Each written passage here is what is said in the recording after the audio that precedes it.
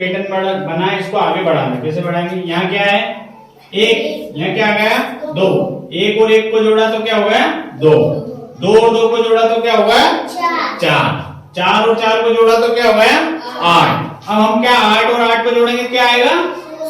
16। 16 और 16 को जोड़ेंगे, क्या आएगा?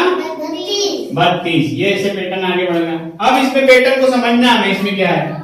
यहाँ एक है, यहाँ 12 है, तो इनमें यहाँ पे क्या हुआ? इस एक को यहाँ ऐसा कैसे लिख दिया? एक के बाद क्या आती है संख्या? दो, तो दो लिख दिया। ठीक है। दूसरा क्या करा? इस दो को हमने उठा के यहाँ रख दिया। दो के बाद क्या आता है? तीन। तीन लिख दिया।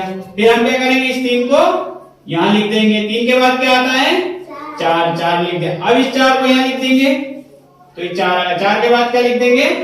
पांच। ऐसे हम इसको आगे बढ़ाते रहेंगे, तो पैटर्न हो गए दूसरी तरह का। एक पैटर्न ये है, एक लिखा, एक छोड़ दिया, एक संख्या छोड़ दी, एक के बाद क्या आता है? दो।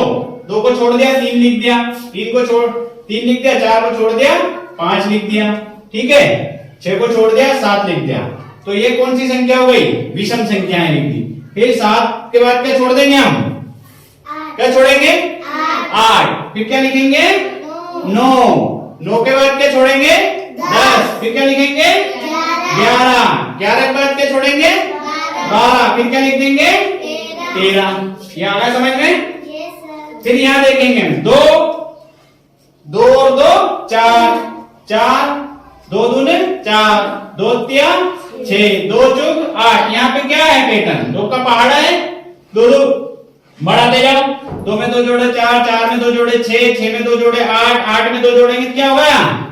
10, 10 में दो जोड़ेंगे 12, 12 में दो जोड़ेंगे 14। आ गए पैटर्न समझ में पूरे? तो कोई सा भी पैटर्न हो तो हमें उसे करने से पहले उस पैटर्न की समझ होना चाहिए कि इस पैटर्न में आगे हो क्या रहा है। पहले हम उसको यहाँ से समझेंगे, फिर उसको आगे बढ़ाएंगे।